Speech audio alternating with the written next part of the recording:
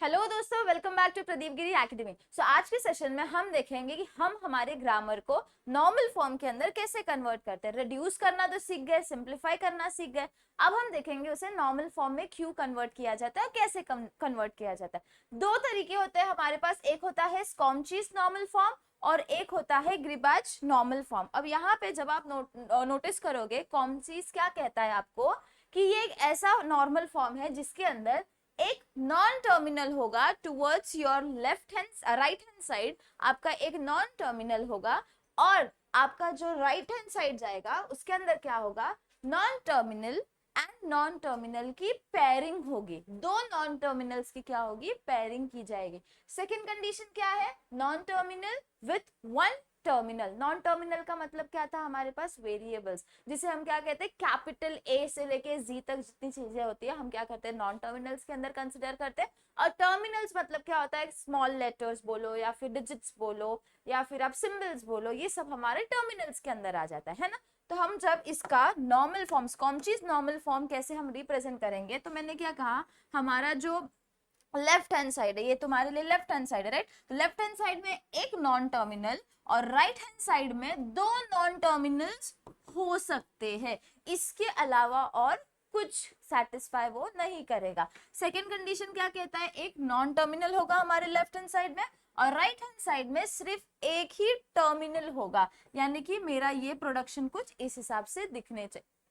अब ये पेयर्स कुछ भी हो सकते हैं, बस यहाँ पे कैपिटल होना चाहिए और यहाँ पे एक सिंगल हमारा टर्मिनल होना चाहिए, ठीक है। तो ये फॉर्म में अगर कोई ग्रामर है, that means it is in CNF format. तो यहाँ पे देखो, इसके लिए कुछ स्टेप्स होते हैं हमारे पास। सबसे पहले तो हमारा जो CFG, that is context free grammar, it should be in simplified और रिड्यूस्ड ग्रामर का format. That means it should not have any kind of unit productions, या फिर उसके अंदर एप्सिलॉन नहीं होना चाहिए, या फिर यूजलेस अनरीचेबल स्टेट्स जो होते हैं, ऐसा कोई प्रोडक्शन हमारे पास नहीं होना चाहिए। तो हमारा वो क्या हो जाता है, रिड्यूस ग्रामर हो जाता है। अब इस रिड्यूस ग्रामर को आपको क्या करना पड़ता है, स्कॉमचीज दैट इज CNF के अंदर क्या करना पड़ता है, कन्वर्ट करना पड़ता है। तो यहाँ पे देखो, इसके कुछ स्टेप्स होते हैं, वो स्टेप्स को हम सम के साथ समझते हैं। तो यहाँ पे आपको ग्रामर दिया जाएगा, CFG दी जाएगी और आपको पहले क्या करना पड़ेगा, देखना पड़ेगा कि ये हमारा रिड्यूस्ड फॉर्म के अंदर है या नहीं है।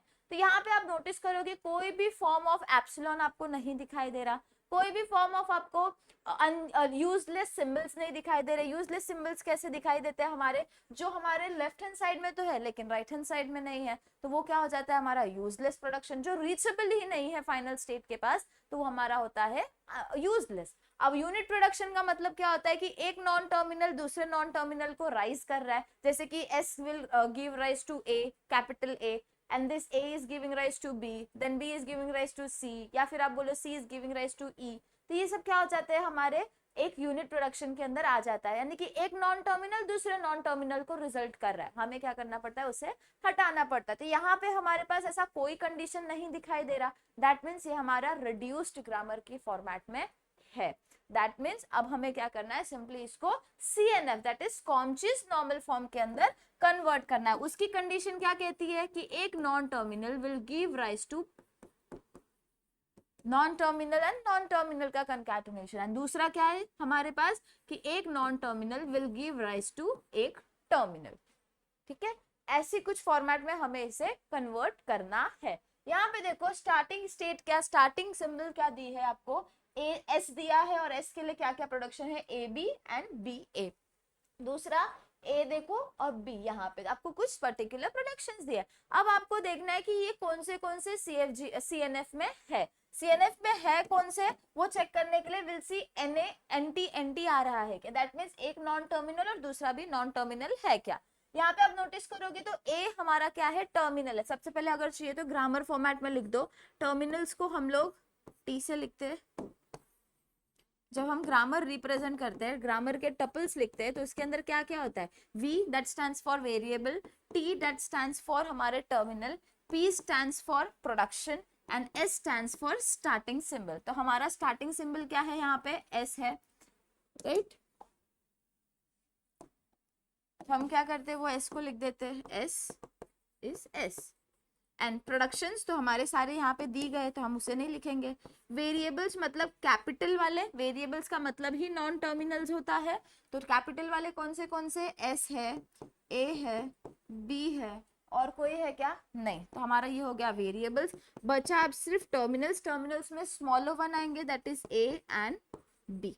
ये हो गया हमारा ग्रामर प्रोडक्शन। अब ग्रामर के बाद हमें क्या करना है, सीएनएफ के अंदर इसे कन्वर्ट करना है। तो आप नोटिस करोगे ये वाला नहीं है स्कॉम चीज में, क्योंकि हमारा कंडीशन ही नहीं सेटिस्फाई हो रही है।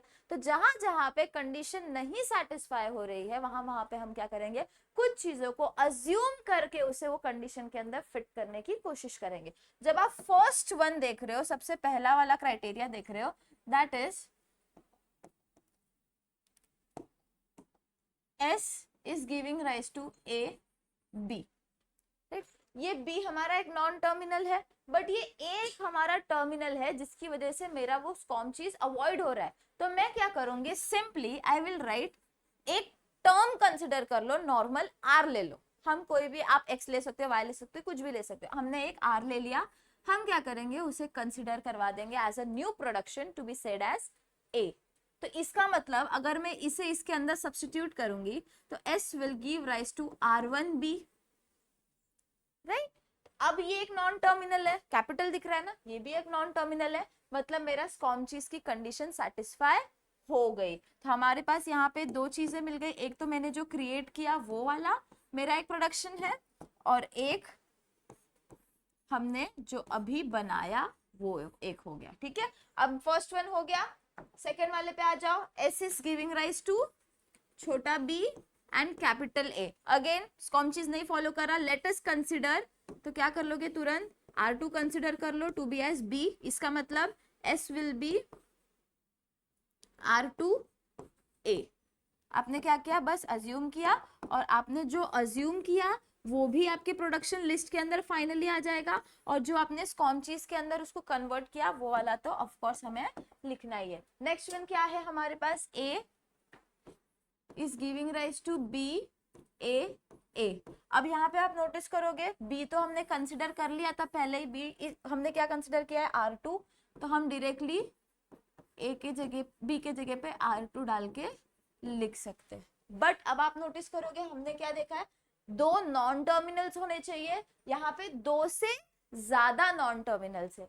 R2 भी नॉन टर्मिनल है, A एंड A तो हमारा नॉन टर्मिनल है ही। तो हम क्या करते हैं, लेट अस कंसिडर, हम क्या करेंगे, कंसिडर कर लेंगे ये दोनों के पैर को, कैपिटल A के पैर को एज R3। अगर आपको नहीं करना है, you can consider R2 AB, ये भी आपका पैरिंग चलेगा, but let us consider R3 to be equals to capital A capital A। तो मेरा फाइनल प्रोडक्शन क्या हो जाएगा, capital A will be equals to R2 R3। तो ये भी मेरा प्रोडक्शन एक बन गया स्कॉम चीज के फॉर्मेट में। नेक्स्ट वन क्या है हमारे पास, A is giving rise to छोटा वाला A, एक non terminal is giving rise to एक टर्मिनल। स्कॉम चीज का रूल तो यहाँ पे ऑटोमेटिकली फॉलो हो रहा है, हमारा ये वाला एक ही टर्मिनल है ना वहां पे, तो मेरा ये स्कॉम चीज के अंदर आ जाएगा। Next one is A is giving rise to छोटा A एंड कैपिटल S। छोटे वाले A को आपने ऑलरेडी R1 कंसिडर कर लिया है, तो आप डायरेक्टली यहाँ पे R1S डाल के वो स्कॉम चीज के अंदर हमारा कंसिडर हो जाएगा। एक नॉन टर्मिनल है, दूसरा भी नॉन टर्मिनल है। नेक्स्ट वन क्या है हमारे पास, B is giving rise to छोटा वाला B, एब्सोल्युटली फाइन, एक नॉन टर्मिनल है और दूसरा वाला टर्मिनल है, ये वाले कंडीशन के हिसाब से वो सेटिस्फाई हो रहा है, मतलब ये भी मेरे ग्रामर के अंदर आ गया। Next one is B is giving rise to small b and capital S। Smaller b को हमने यहाँ पे ऑलरेडी क्या कंसिडर कर लिया है, R2 कंसिडर किया है, तो B is giving rise to R2S। एक non, R2 is a non terminal, S is also a non terminal, तो मेरा ये स्कॉम ची के अंदर आ गया। Last one is B is giving rise to small a and capital B। हमने A को ऑलरेडी क्या कंसिडर किया है, R1 कंसिडर कर लिया है, और हमारे ये B भी हो गए। Now again this there are 3 non terminals, हमें 3 नहीं चाहिए, हमें सिर्फ 2 ही चाहिए, तो let us consider R4 to be B D. तो अगर मैं इसे यहाँ पे सब्स्टिट्यूट करूंगी, हम ऑलरेडी R3 कंसिडर कर चुके हैं, इसके लिए R4, तो ये हो जाएगा R1 R4 मेरा फाइनल प्रोडक्शन हो जाएगा। तो हमने जो कंसिडर किया है वो और हमारा जो फाइनल प्रोडक्शन उसकी वजह से बना है वो आपके क्या हो जाते, इतनी सारी चीजें आपकी स्कॉमचीज नॉर्मल फॉर्म के अंदर आ जाती। तो 1 2 3 4 5 6 7 8 9 10 11 12 जो प्रोडक्शन रूल्स है, 12 प्रोडक्शन रूल्स आपके फाइनल आंसर के अंदर आएंगे तो ही आपका आंसर करेक्ट है। जब आप फाइनली ये सब स्टेप लिखने के बाद thus the final production or the normal form, the Squamchie's normal form is given by all the following production। आपको क्या करना है, सारे प्रोडक्शन को एक बार उसके नीचे लिखना है लाइन से, जितने भी 12 आपने कंसिडर किए 12 के 12 आपके वहां पे आने चाहिए, नहीं तो फिर आपने समझो ऐसे बॉक्स बना के छोड़ दिया तो उससे कंसिडर नहीं होगा। आपको क्या करना है, finally thus the reduced grammar और thus the normal form is and then आगे 12 के 12 आपको प्रोडक्शन वहां पे लिखने होते हैं। डू नॉट फॉरगेट जो हमारा ऑलरेडी सेटिस्फाई हो चुका है, जिसको हमने मॉडिफाई नहीं किया है, उसे मत भूलो, उसे भी आपको लिखना उतना ही इंपॉर्टेंट है। इसके अलावा जो आपने अज्यूम किया है जिसकी वजह से मॉडिफिकेशंस हुए हैं, that is also equally important, आपको उसको भी लिखना पड़ता है। इसके लिए 12 प्रोडक्शन बनते हैं। अब नेक्स्ट वन देखो, इसके अंदर क्या होता है, ये नॉर्मल फॉर्म के अंदर थोड़ा सा अलग कंसिडरेशन है। इसके अंदर आपका नॉन टर्मिनल है लेफ्ट हैंड साइड पे, बट राइट हैंड साइड पे जब आप नोटिस करोगे तो हमारे पास एक टर्मिनल है, one terminal with combination of any number of non terminals. मतलब अभी जो हमने एक देखा था, देखो A was giving rise to A, B, B, ये जस्ट एक प्रोडक्शन हमने वहां पे कंसिडर किया था। ये production according to this rule follows the normal form. अब ये जो ग्रीबाचन है, ये भाई साहब बोलते हैं कि ये वाले फॉर्म में अगर है आपका, that means it is in normal form. तो हमें क्या करना है, जितने भी प्रोडक्शंस होंगे उसे इस पैर के हिसाब से लेके आना है। एक टर्मिनल होगा, that is the smaller one, A से लेके जी तक जितने भी होंगे, एंड यहाँ पे कॉम्बिनेशन ऑफ नॉन टर्मिनल्स हो सकते हैं, एनी कॉम्बिनेशन, नहीं भी है तो भी चलेगा, एक है तो भी चलेगा, 15 है तो भी चलेगा, नहीं है तो भी चलेगा। तो नेक्स्ट वन क्या आता है हमारे पास इसके अंदर, but obviously A tends to terminal वाला कंडीशन सेटिस्फाई ऑटोमेटिकली हो जाएगा अगर मेरा यहाँ पे कोई भी नॉन टर्मिनल नहीं है तो इसके क्राइटेरिया बहुत सिंपल है एंड इसके स्टेप्स थोड़े से डिफरेंट है। इसके स्टेप्स के अंदर क्या आता है, सबसे पहले तो आपका जो CFG है, कंटेक्स्ट फ्री ग्रामर दिया गया है, सबसे पहला टास्क होगा कि उसे सिंप्लीफाइड कंटेक्स्ट फ्री ग्रामर के अंदर आपको कन्वर्ट करना होता है। सिंप्लीफाई करने के बाद यू हैव टू चेक कि वो स्कॉमचीज नॉर्मल फॉर्म के अंदर है या नहीं है। अगर वो स्कॉमचीज में नहीं है तो you have to perform the step so that you are gonna avoid any kind of errors. उसके बाद आप क्या करोगे, उसे GNF के अंदर कन्वर्ट करने की कोशिश करोगे। तो सबसे पहला स्टेप क्या होता है, उसके अंदर आपको देखना है कि कितने नॉन टर्मिनल्स है और उसे आपको असेंडिंग ऑर्डर के अंदर कंसिडर करते हुए आपको लिखना होता है। आप क्या करोगे, कंसिडर करोगे 1 2 3 4 5 6 ऐसे कंसिडर करोगे, नंबरिंग दोगे उसे एंड देन उसे असेंडिंग ऑर्डर के हिसाब से अरेंज करोगे। उसके पीछे का रीजन क्या है कि हमें कंपेयर करना है उन दोनों वैल्यूज को। जब मैं असेंडिंग ऑर्डर में उसे अरेंज करूंगी तो वो कुछ AI will tend to give rise to AJ AK इस फॉर्मेट में कुछ तो दिखाई देगा, राइट। अब दिखाई देने के बाद आपको कंपेयर करनी होती है ये I की value with this J value. बहुत सिंपल, ये I की वैल्यू विद दिस J की वैल्यू, जो भी वैल्यू आएगी, अगर इट इज ग्रेटर देन, अगर I value is greater than J तो उसके लिए कुछ पर्टिकुलर स्टेप्स फॉलो करके उसे GNF में कन्वर्ट करना होता है। और अगर वो इक्वल है तो भी उसी कंडीशन करनी है। अगर वो डिफरेंट है, हमारी समझो I की वैल्यू इज लेस देन, तो हम क्या कर सकते हैं, उसे अप्रूव कर सकते हैं। बट अगर I की value is greater than J, that means you have to perform certain steps, जो स्टेप यहाँ पे आपको दिखाई दे रहे, बट सम के अंदर ज्यादा इजीली आपको समझेगा। तो यहाँ पे देखो सिंपल सा एक क्वेश्चन है, convert the CFG to GNF। ठीक है, अब ये GNF के अंदर कन्वर्ट करते टाइम सबसे पहले आप क्या चेक करोगे कि ये रिड्यूस्ड फॉर्मेट के अंदर है या नहीं है। तो यहाँ पे कोई एप्सिलॉन प्रोडक्शन नहीं है, कोई यूनिट प्रोडक्शन नहीं है, या फिर कोई यूजलेस प्रोडक्शन हमें नहीं दिखाई दे रहा, that means it is in reduced normal form, sorry reduced context free grammar. Next step क्या है, CNF के अंदर कन्वर्ट करना है, दैट इज स्कॉमचीज के अंदर कन्वर्ट करना है। तो हमें चेक करना पड़ेगा कि वो NT tends to giving rise to 2 NT and 1 single NT is giving rise to एक सिंगल टर्मिनल, वो चीज सेटिस्फाई हो रही है क्या। सबसे पहला कंसिडर करो S tends to AB SB, नहीं सेटिस्फाई हो रहा है तो हम क्या करते, कंसिडर करते, क्या कंसिडर करेंगे, let us consider this to be X and this to be Y, simple. तो I will say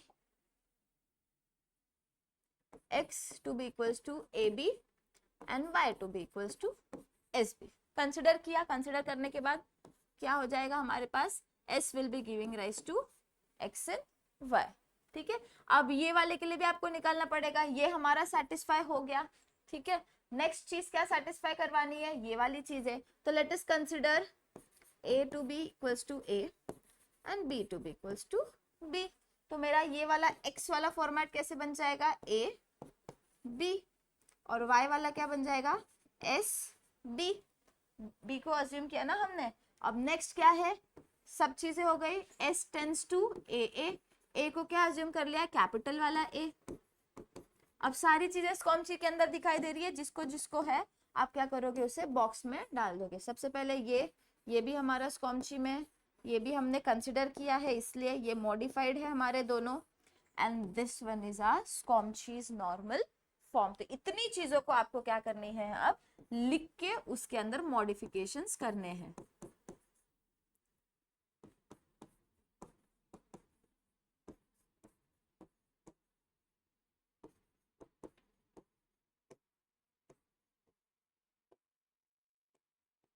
सारी चीजें स्कॉमची के अंदर दिखाई दे रही है, एक नॉन टर्मिनल है, दूसरा भी नॉन टर्मिनल है, और यहाँ पे सिर्फ सिंगल टर्मिनल है, राइट। तो अब हमें क्या करना है, इसे GNF के अंदर कन्वर्ट करना है। तो GNF के अंदर कन्वर्ट करते टाइम हमने क्या देखा कि हमें उसे असेंडिंग ऑर्डर में अरेंज करने की कोशिश करनी है। तो let us consider and start moving. S को मैंने कंसिडर कर लिया A1, ठीक है, एंड S को मैंने क्या कंसिडर किया, A1।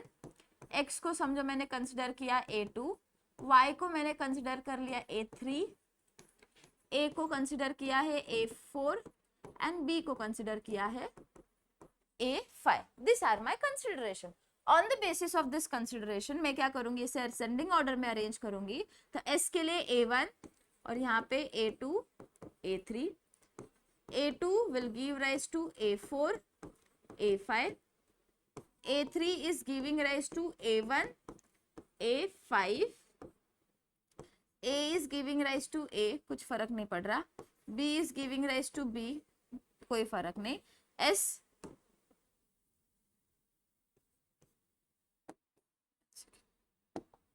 A4 A5 and this A1 is giving rise to A4 A4, ठीक है।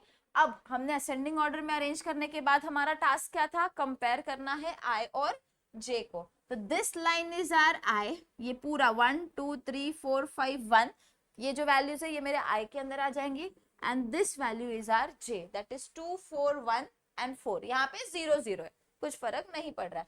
नाउ वहां पे वो हट ही जाएगा, उस चीज को हमें कंसिडर करना ही नहीं है। हमारी कंडीशन क्या कहती है, if I is less than J, तो फिर ठीक है, then it is following GNF, ठीक है।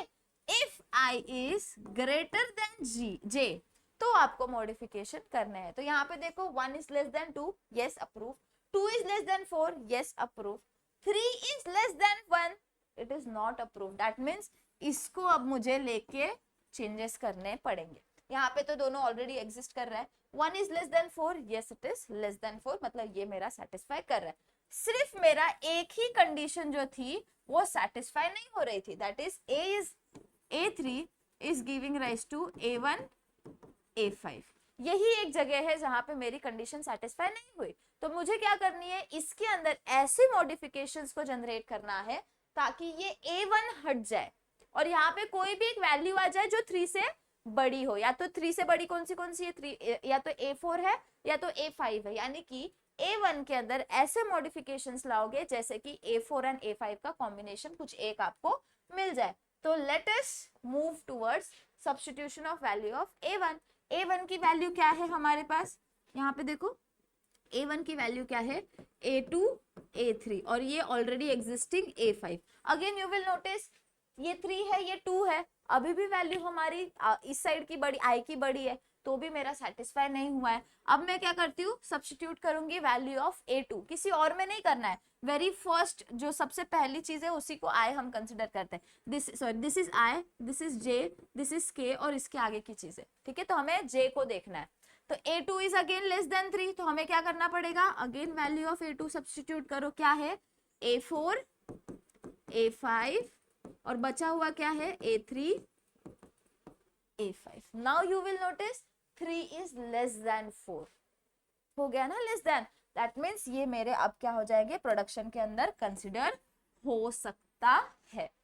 ओके, अब हो सकता है, इसके बाद क्या है, इधर तक आ गए, असेंडिंग ऑर्डर तक आ गए। अब क्या करना है, इसे हमारे जो GNF का कंडीशन है, that is one non terminal will give rise to a single terminal with a combination or any number of non terminal। any number of non terminal वाली चीजें तो यहाँ पे satisfy कर रही है। हम फर्स्ट किधर गए, यहाँ पे एक टर्मिनल होना चाहिए, है ना, एक टर्मिनल का होना बहुत जरूरी है, यानी कि कुछ भी हो सकता है, या तो A डाल लो या तो B डाल। तो what I will do is late us consider the value of A4, क्योंकि हम नोटिस कर रहे हैं हर जगह पे A4 एग्जिस्ट कर रहा है, यहाँ पे एग्जिस्ट कर रहा है A4, यहाँ पे है A4, यहाँ पे भी है A4, है ना। हम क्या करते हैं, वैल्यू ऑफ A4 डालने की कोशिश करते हैं, सिर्फ मेरा ये वाला फंस जाएगा A1 वाला, बिकॉज इधर क्या है A2 है, उसे छोड़ के बाकी सब जगह जब आप सब्स्टिट्यूट करोगे तो क्या हो जाएगा, A2 will be equals to A4, A4 की वैल्यू मैं ले रही हूँ A, बचा क्या सिर्फ A5, A3 is A, A5, A3, A5, A4 is A4, A, A5 is B, A1 is A, A4। दो डालने की जरूरत है, we just want one single terminal, ठीक है। अब मेरा फंसा कहां पे मामला, A1 is giving rise to A2, A3। अब A2 के लिए मेरे पास कोई टर्मिनल नहीं है, A3 के लिए भी मेरे पास कोई टर्मिनल नहीं है ना। बट हम क्या कर सकते हैं, इस A2 के जगह पे वी कैन पुट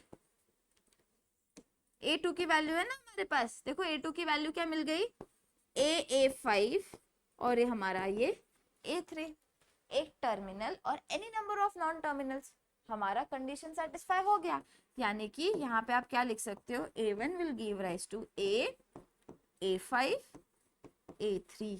आपने क्या किया, सिंपली A2 की जगह पे ये वाली A2 की वैल्यू को सब्स्टिट्यूट किया और आपने नोटिस किया कि एक terminal and any number of non terminal satisfy हो गए। एनी नंबर में 0 नंबर ऑफ नॉन टर्मिनल्स भी चलेंगे। ये हो गया हमारा GNF का कंडीशन, ये आपका कन्वर्ट हो गया GNF के अंदर। सिंपल था, बहुत सिंपल है। अगर यही चीज को आप स्टेप्स के साथ समझने की कोशिश करोगे तो थोड़ा सा दिक्कत होता है, बट आप नॉर्मली सम सॉल्व करते करते करोगे तो बहुत इजी है। असेंडिंग ऑर्डर में करो, कौन सा सेटिस्फाई नहीं कर रहा है उसे कंसिडर करके सेटिस्फाई करवाने की कोशिश करो। कुछ ऐसी वैल्यू सब्स्टिट्यूट करो जिससे वो क्या हो जाएगा, ऑटोमेटिकली आई हमारा छोटा हो जाएगा, तो आपका वो GNF के अंदर आ जाएगा। अब GNF के बाद हमारे पास एक बहुत इंपॉर्टेंट है, that is pumping lemma of CFG। जैसे हमने pumping lemma for finite automata and सारे हमारे रेगुलर लैंग्वेजेस के लिए सॉरी देखा, वैसे ही हमारे पास यहाँ पे क्या है, कंटेक्स्ट फ्री ग्रामर के लिए भी पंपिंग लेमा होता है।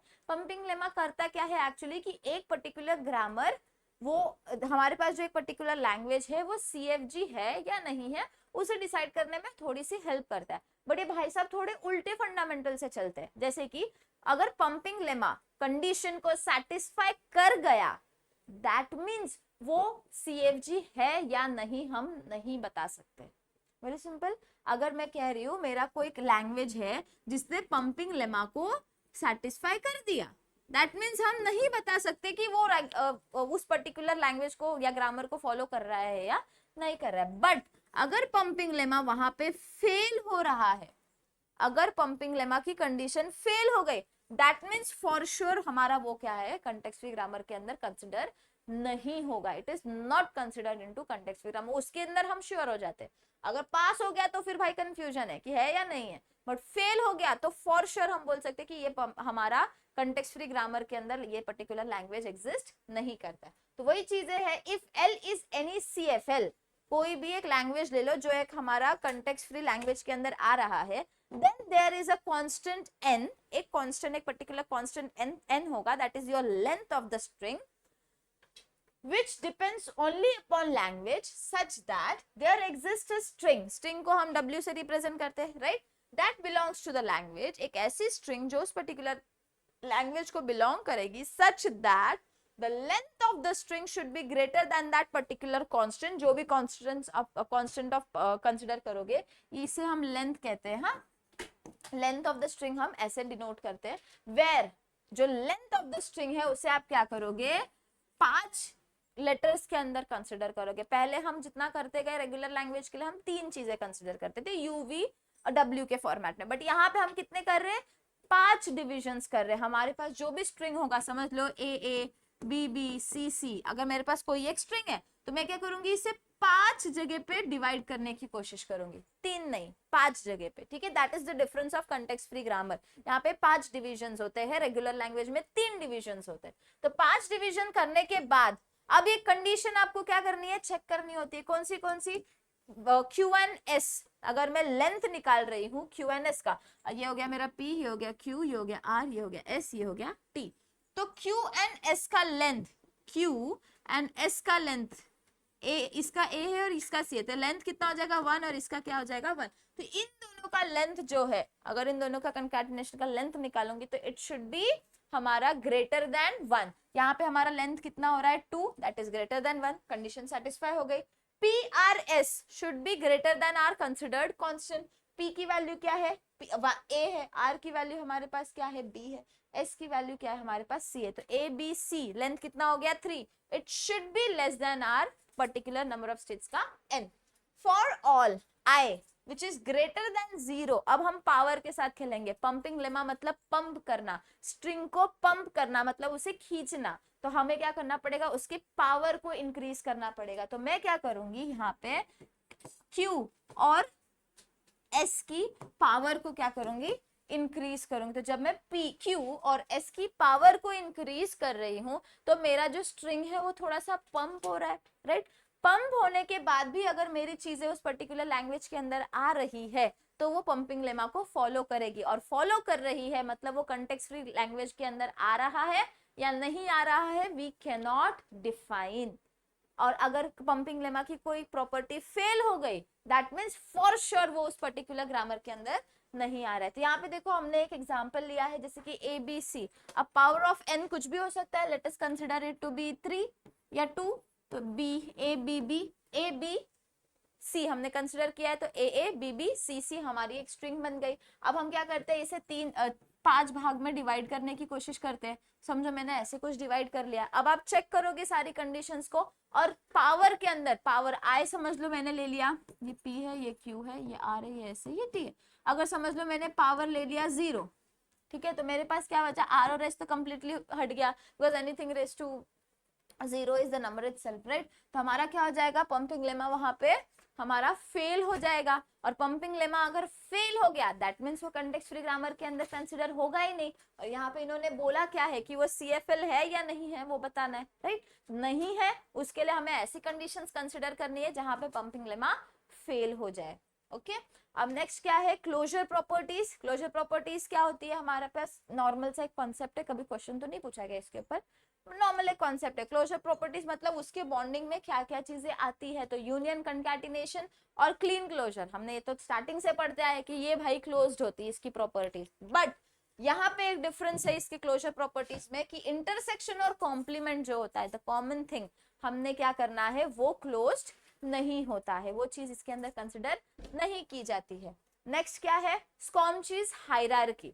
अब यहाँ पे जितनी चीजें आप नोटिस कर रहे हो डेस्क के ऊपर, इसके स्क्रीन के ऊपर आप नोटिस करोगे टेबल है, अच्छा सा प्यारा सा, which is representing class of languages that are accepted by different machines. अलग अलग मशीन से हम क्या कर रहे हैं, इसे एक्सेप्ट करवा रहे हैं। जैसे कि लैंग्वेजेस देखो क्या क्या है, टाइप 3, टाइप 2, टाइप 1, टाइप 0। हमने अभी तक क्या क्या पढ़ा, रेगुलर लैंग्वेज पढ़ा, कंटेक्स्ट फ्री ग्रामर पढ़ा, राइट, कंटेक्स्ट फ्री लैंग्वेज पढ़ा। आगे जो हम पढ़ने वाले नेक्स्ट मॉड्यूल से, that is decidable undecidable language के बारे में पढ़ेंगे एंड कंप्यूटेबल लैंग्वेज के बारे में पढ़ेंगे, जो कि आगे आपको आने वाला है। यहाँ पे देखो ग्रामर हमारा रेगुलर ग्रामर जनरेट कर रहा है, यहाँ पे कंटेक्स्ट फ्री ग्रामर जनरेट कर रहा है, यहाँ पे context sensitive grammar. Now this is a sensitive part, इसके अंदर से ज्यादा सेंसिटिविटी क्या होती है, कंटेक्स्ट फ्री के अंदर आती है, इसके लिए वो लैंग्वेज 1 में आता है। और ये अनरिस्ट्रिक्टेड ग्रामर, कहीं से भी उड़ता है, कुछ भी होता है इसके अंदर। हमने फाइनाइट स्टेट मशीन देखी, राइट हमने अभी तक मशीन फर्स्ट मॉड्यूल में देखा, फाइनाइट स्टेट मशीन।